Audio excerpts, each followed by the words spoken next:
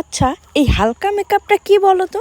তোমরা যারা party makeup করার ক্ষেত্রে বলো যে আমাকে হালকা মেকআপ লাগবে, আমাকে বাস হালকা মেকআপ লাগবে, আমি একদম বেশি মেকআপ করব না, আমাকে জাস্ট হালকা করে সাজিয়ে দাও। তো এই হালকা মেকআপটা কি সেটাই আমি আজকে তোমাদের জানাবো। যে হালকা মেকআপ করতে গেলে কিন্তু এক্সপিরিয়েন্স আর ভালো ভালো মেকআপ প্রোডাক্টের দরকার হয়। তোমরা যে সবসময় ন্যাচারাল একটা লুক চাও, এটাই হচ্ছে হালকা মেকআপ। যাতে তোমাদের কোনো দিক দিয়ে উগ্র না লাগে, না মেকআপের ক্ষেত্রে না কোনো আই মেকআপের ক্ষেত্রে, যাতে উগ্র না লাগে, সিম্পল সোভার এবং ন্যাচারাল যাতে দেখতে লাগে। তাই তো এটাই তোমাদের মধ্যে সিম্পল মেকআপ। হ্যাঁ, এটাই কিন্তু। আর এবার থাকলো ভারী মেকআপ। ভারী মেকআপটা তাহলে কি? ভারী মেকআপটা তোমাদের মতে উগ্র একটি মেকআপ, যে মেকআপটা তোমাদের ফেসে বসেই নি, বর একবার সেই হেভি মেকআপটা দেখে আর পরে সাজতে না দেওয়া, এটাই হেভি মেকআপ, তাই তো?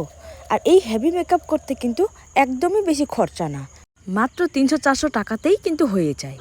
কি তোমরা এটাই ভাবছো তো যে আমি এগুলো বলছি কেন? তাহলে চলো শুনে নিই কেন এসব বলছি আমি।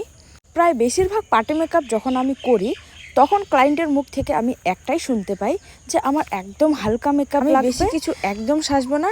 এক কথায় আমাকে যেমন দেখতে তেমনই করে দাও, কিন্তু দেখতে যাতে সুন্দর লাগে, সবার থেকে যাতে আলাদা লাগে। তোমাদের সবার কিন্তু এই হালকা মেকআপেরই ডিমান্ড থাকে। তাহলে তোমরা এই হালকা মেকআপটাকে কেন এত হালকা ভেবে নাও বলো? এই হালকা ওয়ার্ডের চক্করে তোমরা মেকআপের যে প্রাইসটা, পার্টি মেকআপের ক্ষেত্রে আমি এগুলো বলছি, সেটা তোমরা একবারে এত নিচে নামিয়ে দাও। এরকমটা করলে কিন্তু আমি তোমাদের অনেক ভারী মেকআপ করে দেব, এত ভারী করে দেব, এত ভারী করে দেব, তোমাদের যাতে মনে হয় হ্যাঁ মেকআপ করেছি, মুখে কি যেন ভারী একটা লাগছে, যেটা তোমরা কিন্তু ক্যারি করতে পারবে না। আর তখন তোমাদের মনে হবে যে হ্যাঁ, এবার আমার মেকআপের টাকা কিন্তু সুদে আসলে আমি নিয়ে নিয়েছি মেকআপ আর্টিস্টের কাছ থেকে। কি চলবে তো? আর যদি না চলে, তাহলে এই হালকা মেকআপের নাম করে তোমরা একদম কিন্তু দাম কষাকষি করবে না। তো চলো, মজা করতে করতে তোমাদের কাছে কিন্তু সত্য কিছু কথা আজকে বলেই ফেললাম।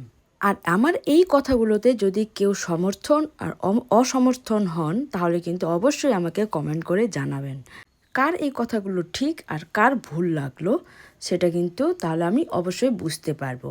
আর আজকে যে আমার এই ব্রাইডটা দেখছো, এটা হচ্ছে 21শে এপ্রিলের ব্রাইড, যার ভিডিও আমি শেয়ার করতে পারিনি, লং ভিডিও। তো আজকে এই কথাগুলোর মধ্যেই কিন্তু আমি তোমাদের এই ভিডিওটা শেয়ার করে দিলাম। আর সত্যি কথা বলতে কিন্তু এই ব্রাইডের ভিডিওস আমি ঠিকমতো নিতে পারিনি, এজন্য ভিডিওটা মানে সেভাবে আমি দিতে পারলাম না।